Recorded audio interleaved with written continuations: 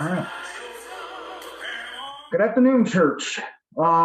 This is a makeup class for part 3 of Ephesians, winning the fight for your soul.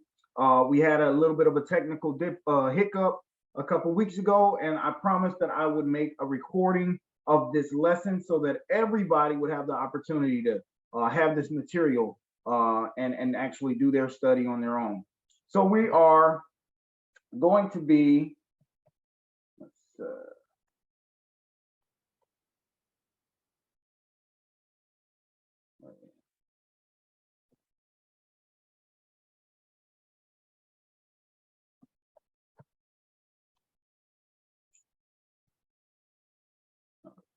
all right, so we are on part 3, as I mentioned. So we're talking about this question. The question is, are you winning the fight? Are you winning your fight? We went through the book of Ephesians. We talked about Paul and his current situation while he was writing this book.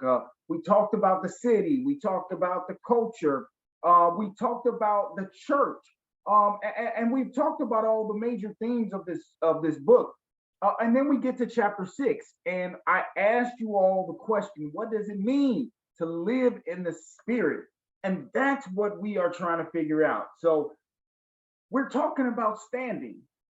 We're talking about standing strong in the Lord. We made the assertion that fighting to live in the Spirit, and that this requires effort. This fight that we're trying to endure, this fight that we're trying to win, it's gonna require a whole lot of effort in order for us to stand. That's what we're trying to do. The effort requires for us to put on the whole armor of God. And so we talked about last week, or when we first talked about the belt of truth, I introduced to you guys a couple of concepts. One of the concepts that I talked about was the organization that we are up against, our enemy. Our enemy is extremely organized. We talked about the levels of power that's within that organization. We talked about the principalities, aka rulers, those who have the highest level of authority within that organization, within that group. They were considered the ancient ones, the ones who had all of the power to make decisions, basically. And then you have the powers or the authorities. That's the second level of group. These powers, they delegated authority. So that's what that means. It means they had delegated authority. So we had principalities, and then you had these powers that were given authority to do whatever they needed to do. And then up under that group, you have, well, let me make sure I'm getting these up. Then up under that group, you have rulers of darkness. The rulers of darkness of this world. This group, which was cosmos and kratos, that's where those words come from. That word comes from. This group was like the special forces. So you had those who were in charge, and then you had those who were the decision makers up under them with delegated authority. And then you had this group, which were like the special forces. They were a group that had immense amounts of power, but the thing is, their power was a power that was harnessed and contained for a special purpose. That's kind of like our special forces, where they go out for a reason in order to accomplish a particular goal. That's the kind of power they had. Then up under them, you had the spiritual wickedness, those groups that were basically like your foot soldiers. They would go out and they would carry out everyday tasks. Basically, their job was to create havoc and chaos wherever they possibly can, to be a nuisance, to fire fiery darts at whoever came across their path. That's their job. All right.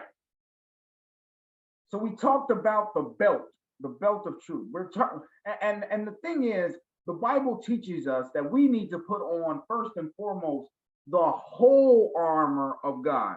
The whole armor of God. That means put on. When I say put on, the word that originally was in the Bible was enduo, which means to put on. It means clothe yourself.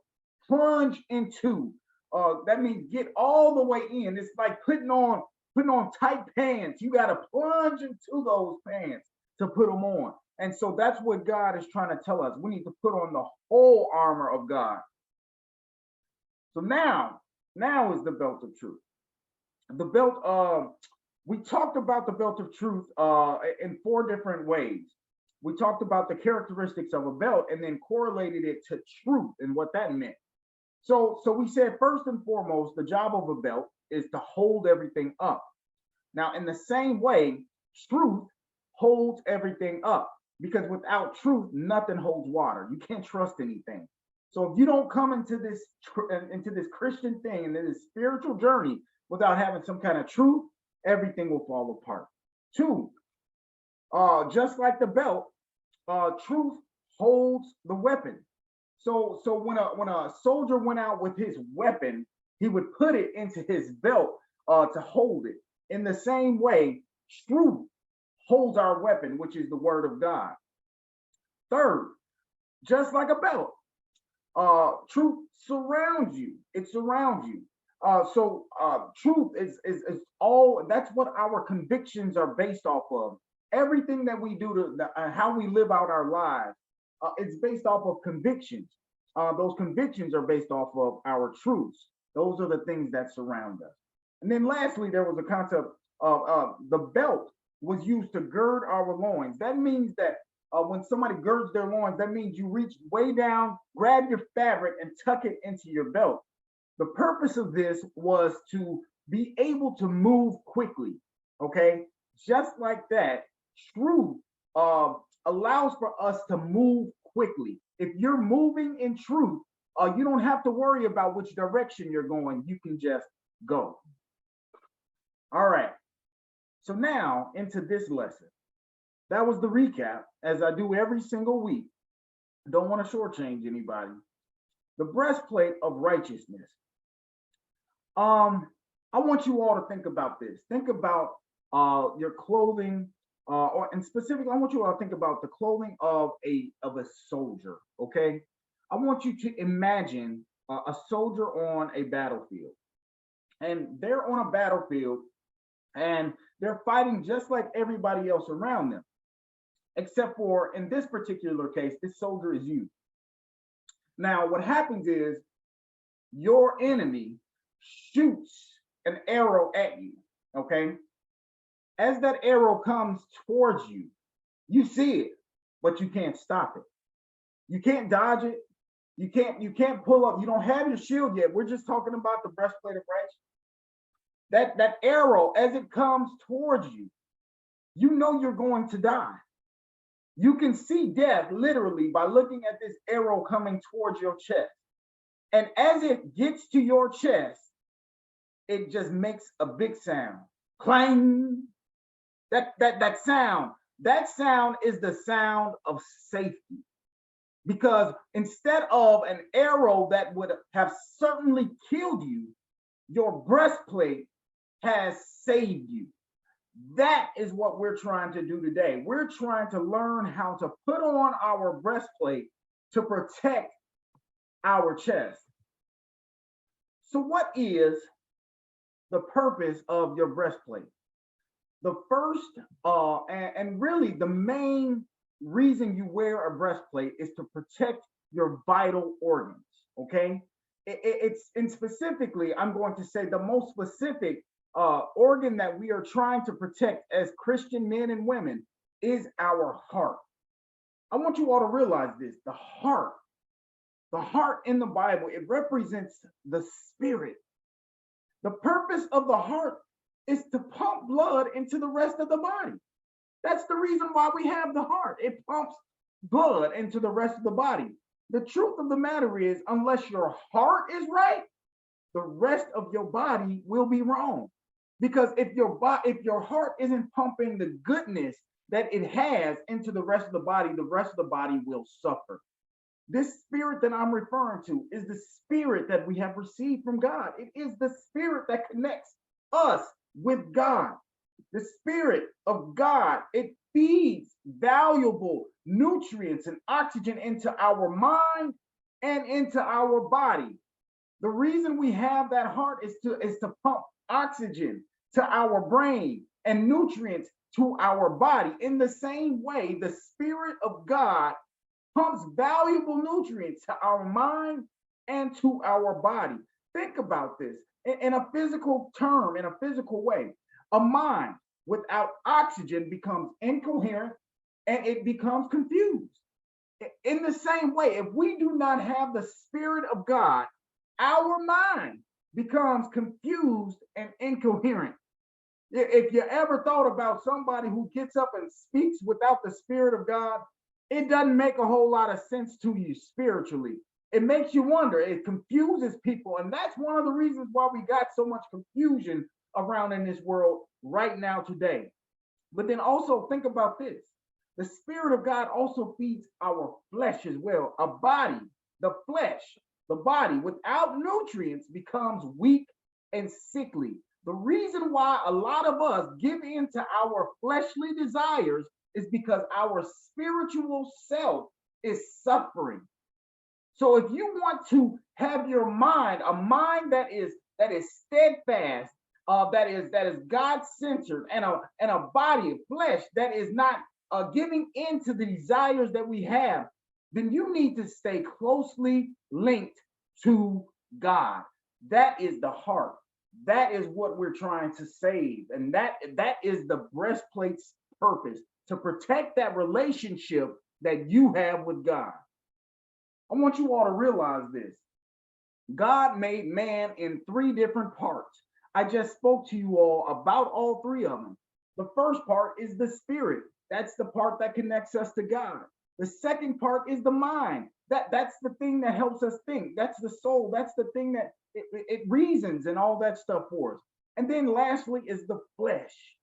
But I want you all to understand this. Our fight, this fight that we're fighting, is a fight in the spirit. So the real question is, on which spirit will you stand? Will you stand in the spirit of God, or will you stand in the spirit of evil? If we will give ourselves to God and stand in his spirit, then we must. It's an absolute must to protect our spirit, because that's the only connection we have with God. The thing that protects us is righteousness. To protect your spirit, plain and simple, you must become righteous. There's no ifs, ands, or buts about it. So let's ask the main question, the basic question here. What does it mean to be righteous? What does that mean? The definition of righteousness is this: to be in the right standing with God. To be in the right standing with, that's all it is. We're trying to make ourselves presentable for God. That's the whole purpose of righteousness, to be presentable for God. To be righteous is to do what is right in God's eyes. God uses commandments, that was the whole purpose of the commandments, to try to teach us righteousness. That's why we had laws, because he was trying to teach us what it looked like to be righteous. Because us all by ourselves have no clue. But God puts those laws in our hearts. He gave them to Moses on a mountain because he's trying to show us what it looks like to be righteous.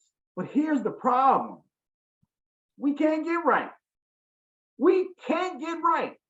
No matter how much he shows us that what righteousness looks like, we can't get right. There's nothing that we just simply don't have it in us to be righteous. We don't have it all by ourselves. Righteousness, it's a standard.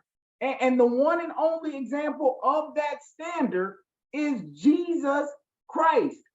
In order for us to all by ourselves be righteous, we would have to 100% live a life that is comparable to the life that Jesus Christ lived. That means a life that is absent of sin, a life that is absent of sin, and that means that you walk hand in hand with God every day, every moment of your life.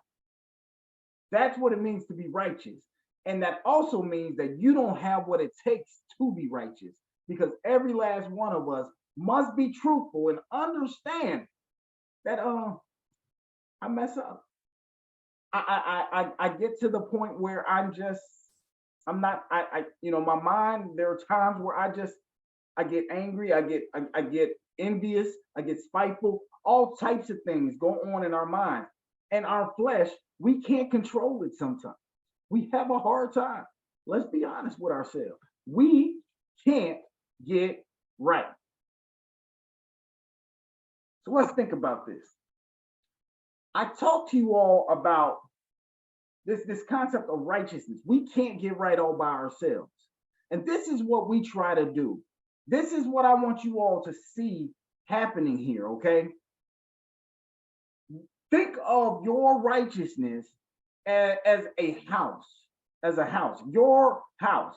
So our lives are like our very homes. And a lot of people say the way that you live is a reflection of who you are. So let's look at this. I'm gonna break this down into terms, into an example that is common to every last one of us. I want you all to think about this concept. Jesus is coming soon. Where is he coming? He's coming to your house. He's coming to your house. But here it is. Jesus is coming, but he's also bringing his Father. He's bringing his Father so that he can see the way that you live. Because remember what righteousness is. Righteousness is how God sees you. You're standing with him. So we're trying to make ourselves presentable for God. And just like making ourselves presentable for God, I want you all to think about how we make ourselves presentable for everybody. Think about when you have somebody come over to your house. About, I don't know, the day before, maybe a couple hours before, you start cleaning up. And the same way we try to clean ourselves up for God. Let's see how this works out though. It's time to clean up. It's time to get in and start cleaning up our houses, our lives. So what does that look like?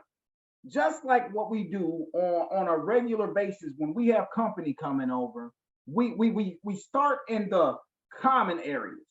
The common areas are the areas where you entertain your guests, where if somebody who's coming over, who may not be family, not friends, but just a regular colleague or a stranger of who you're entertaining, you bring them into the common areas. Those are the areas of your house where anybody and everybody can go.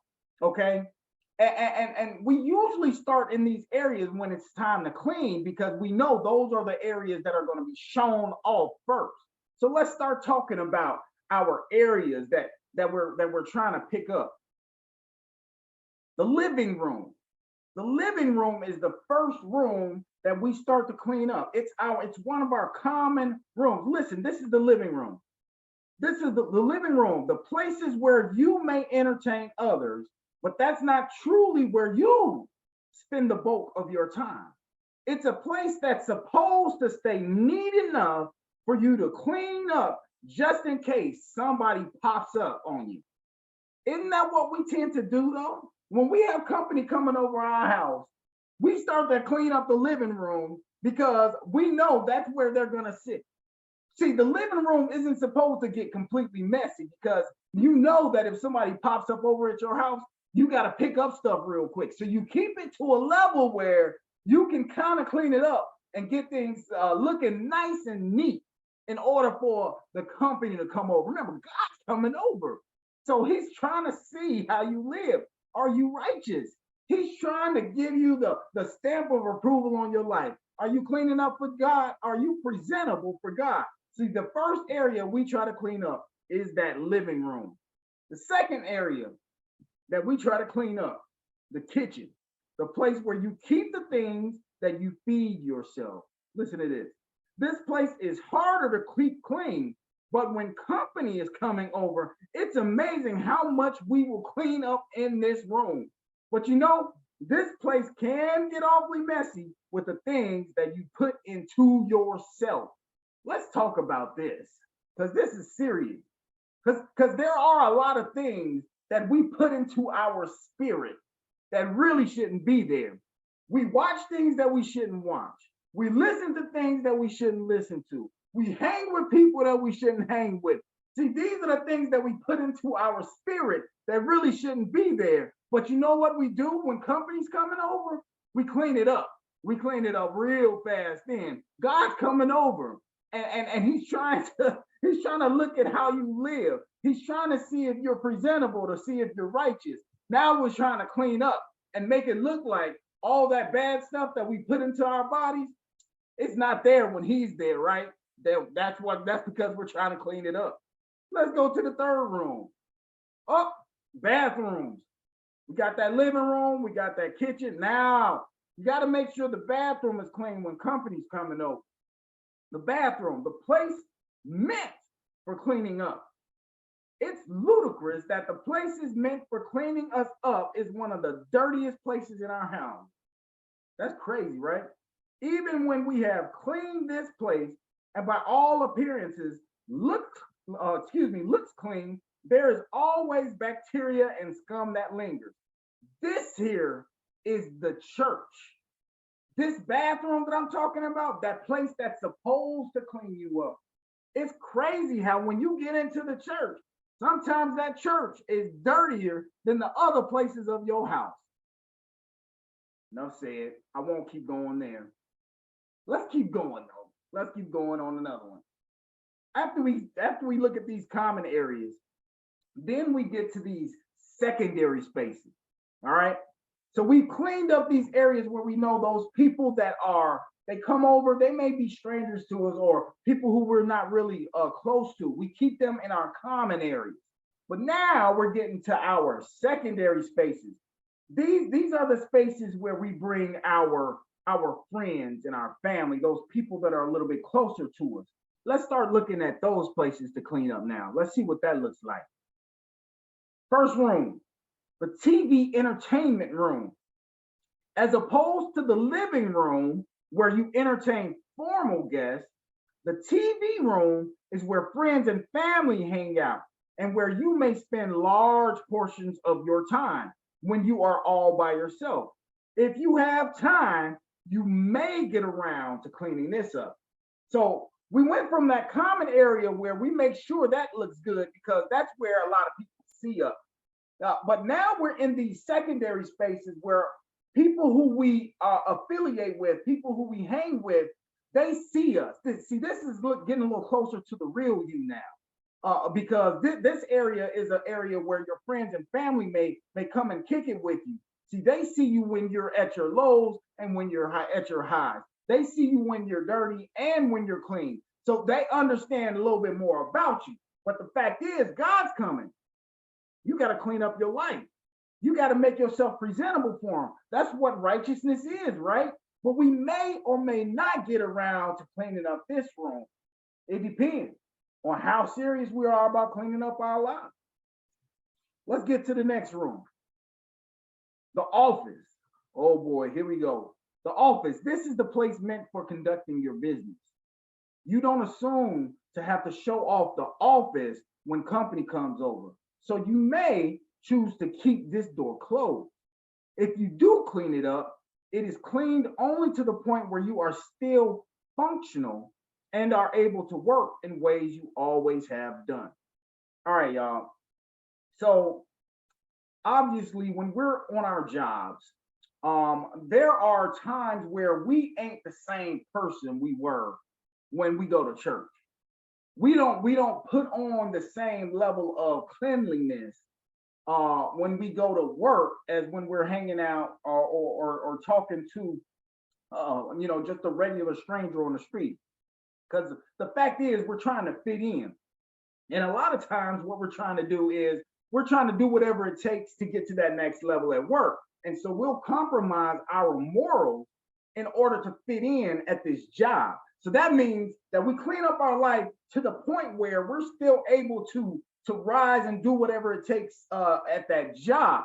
But we won't clean up our lives to the point where we will jeopardize our work. That's true. Let's go to the next place. The basement, the attic. All right. So this is this is the place where you store everything. We very rarely have time to clean this space, as we do not expect people to go to these places. They hold the evidence of our history, our good times, our bad times, our trauma, and our triumphs.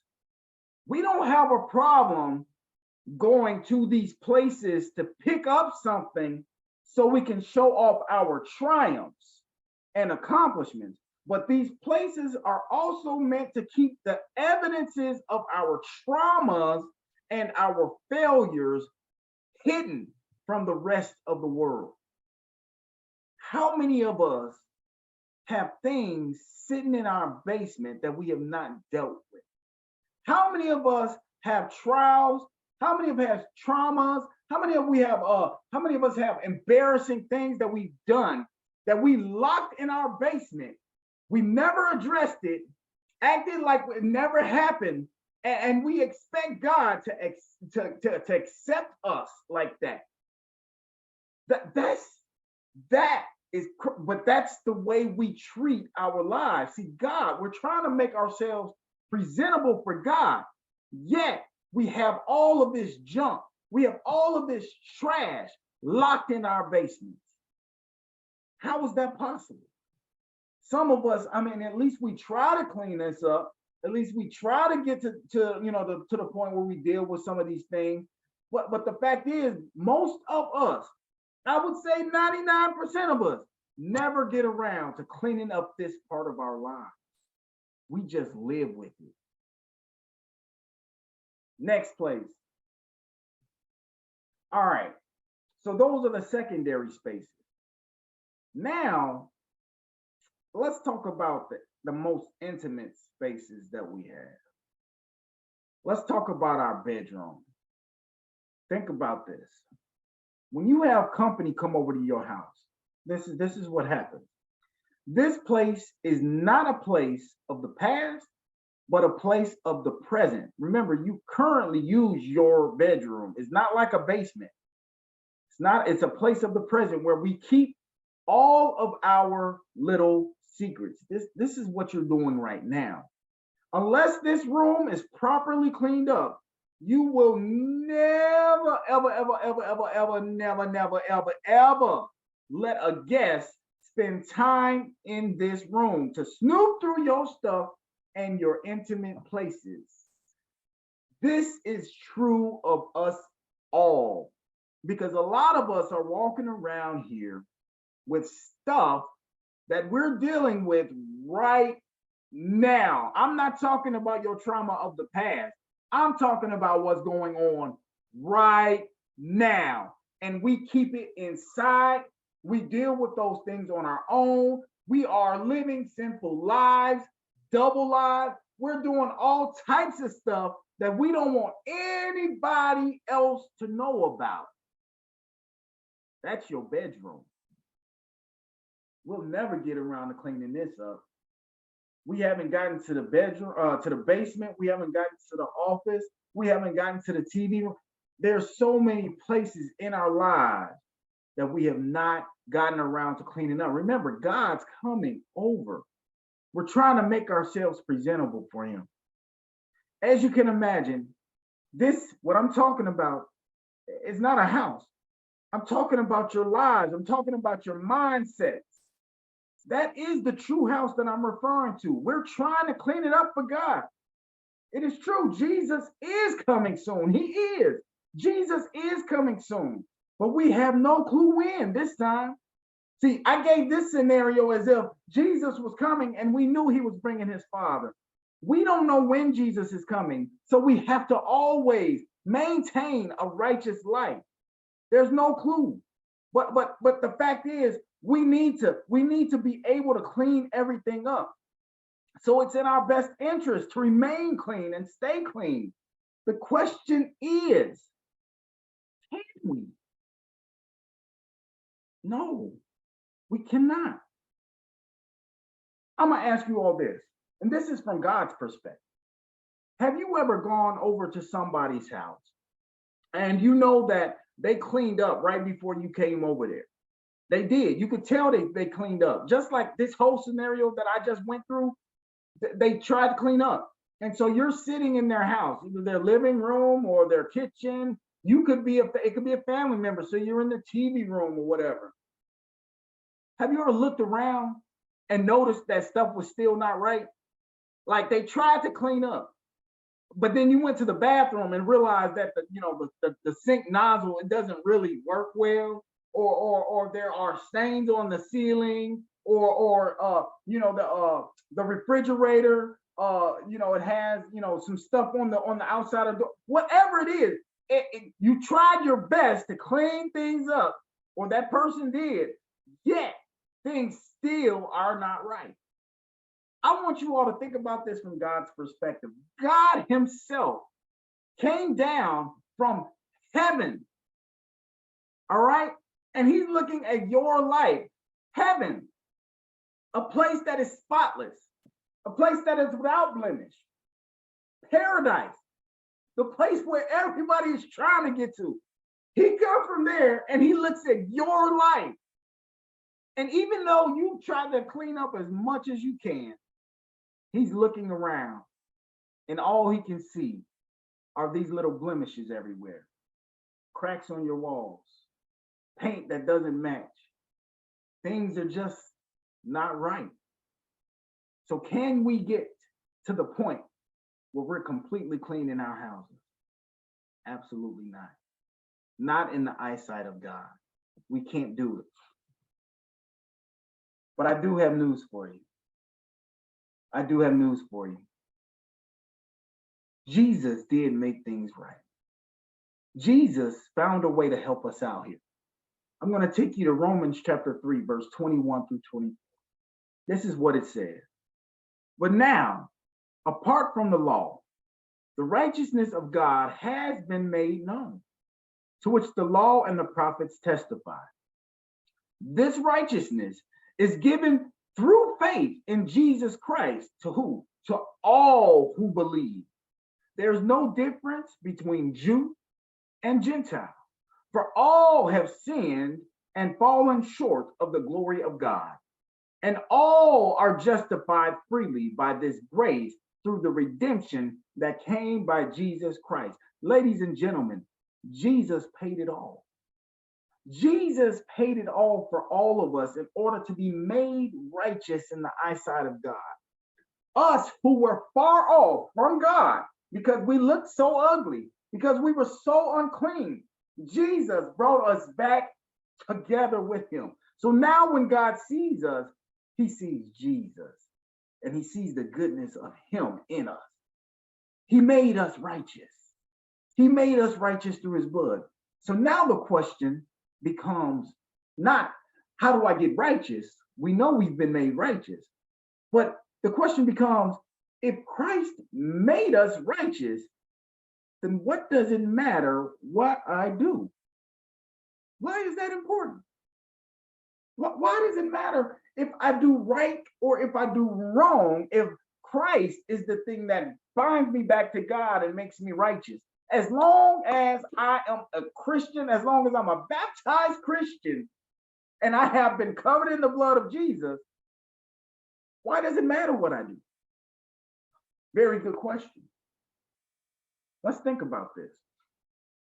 Remember, I made a statement a little earlier. I talked about the three parts of man. I said we are spirit, we are soul, which is our mind, and we are body. This is what Christ has done. Christ has redeemed us, and he has reconciled our spirit back with God. He has made us righteous in the eyesight of God. He's done this. We are reconciled in the spirit back to God. Here's the problem, though. The problem is we still have a soul, which is our mind, and we still have a body. We're reconciled in the spirit, but that soul and that body, man, they are a problem. Look at what happens here.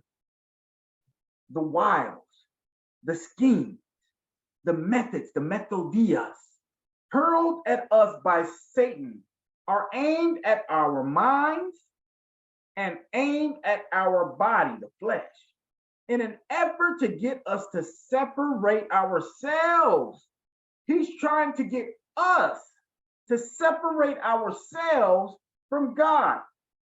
What he's trying to do, all those things you deal with, those temptations that are thrown at you, those fiery darts, those problems that always come up, and stir our minds up, those desires that are always there. Those things are there to basically get you to a point to convince you to separate yourself from God. The fact is, we must remain righteous in the body and in the mind on a daily basis in order to protect the heart, the spirit. Because if your body becomes weak, if your mind, if it becomes confused, you will make the decision eventually, yes, to separate yourself from God. Those things that you're struggling with, they are there for the purpose of deterring you. They are there for the purpose of making you feel worthless, of making you feel like there's no way for you to win. When the fact is, we've already won. All you have to do is keep going. So we have to stay righteous in the way that we live in order to protect that relationship we have with God, that connection, that reconciliation that was done through Jesus Christ. We're protecting it by remaining righteous in the mind and in the body. It protects the heart. So this is my last point. My last point. Teme noske, which means know thyself. Know thyself. This old phrase simply means you need to know your strengths, but you also need to know your weaknesses. To remain righteous means to point your life in a way in which you can live in the truth that God has already given you. You already know right from wrong because God has given you a discerning spirit. That belt of truth that you wear is a truth of is a belt of discernment. It gives you the ability to discern and know what is a lie and what is truth. So because we know what is true, we now can live a life that is righteous, meaning you live in a way that is right. If we do that, then guess what? We'll protect our heart. That's all I have for you all tonight. Thank you. Have a good one.